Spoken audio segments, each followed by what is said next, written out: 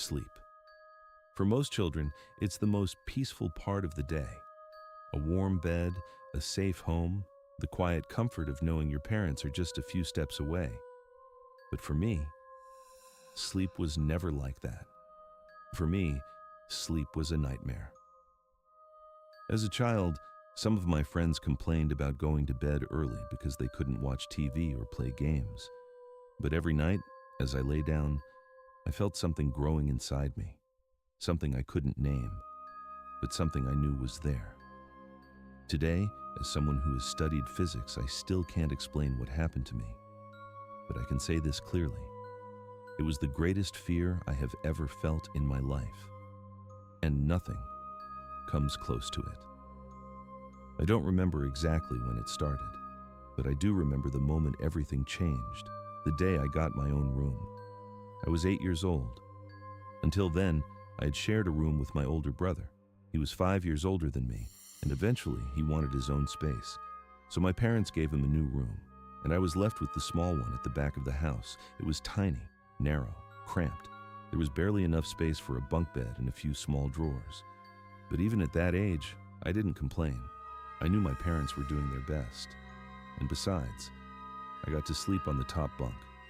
That alone was enough to make me excited. The first night, I climbed into bed. The lights went out, the door closed, and silence took over. Somewhere in the distance, I could hear the television downstairs. That sound made me feel safe. I pulled the blanket over myself and took a deep breath, but something didn't feel right. I didn't know why, but something was wrong. I looked down. My toys were scattered across the green carpet, and beneath me, the dark emptiness of the lower bunk. For a moment, it felt like something was there, but there wasn't. I forced myself to lie down and eventually fell asleep. I don't know how much time passed, but I woke up to a sound. When you wake suddenly from deep sleep, it takes a few seconds to understand what's happening. Your mind is foggy. Mine was too. But then, I realized what I was hearing. The bed beneath me was creaking, slowly, as if someone was shifting, trying to get comfortable. My heart started racing. It's just your imagination, I told myself. Maybe our cat had gotten inside. I looked at the door. It was closed.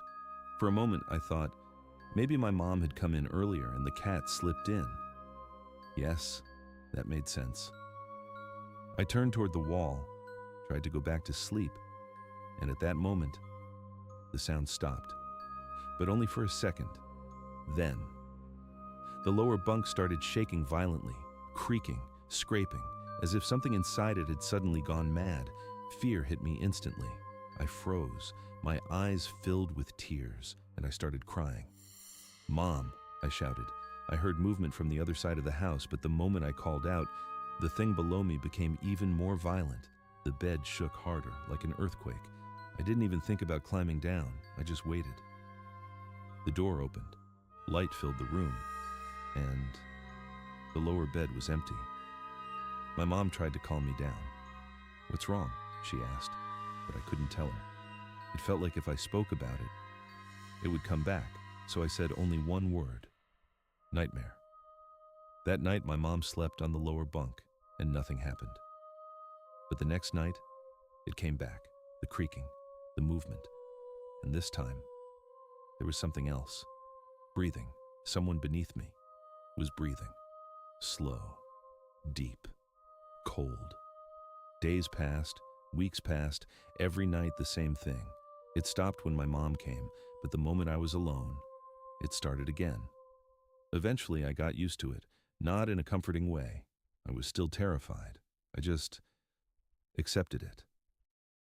Then one night, everything changed. My mom wasn't home. My grandfather was very sick. She was staying with him.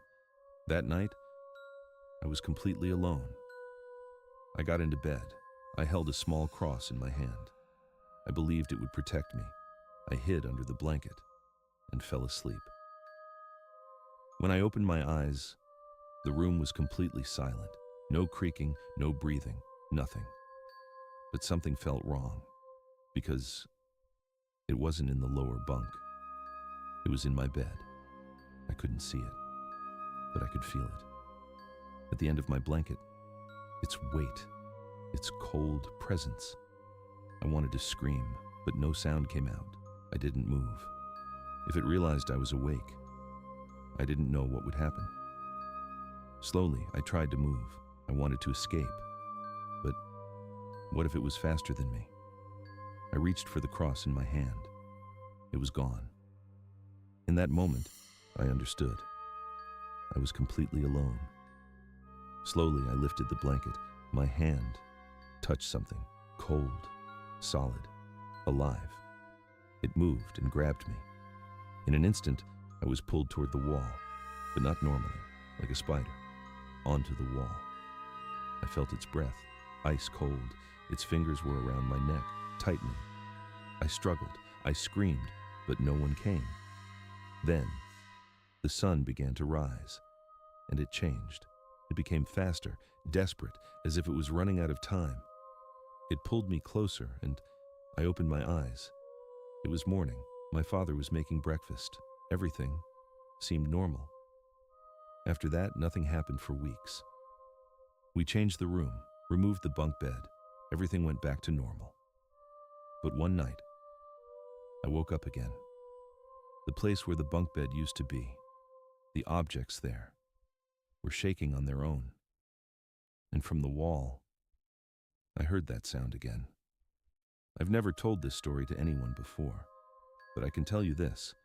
My parents turned that room into their bedroom. They lasted 10 days. On the 11th day, we moved out.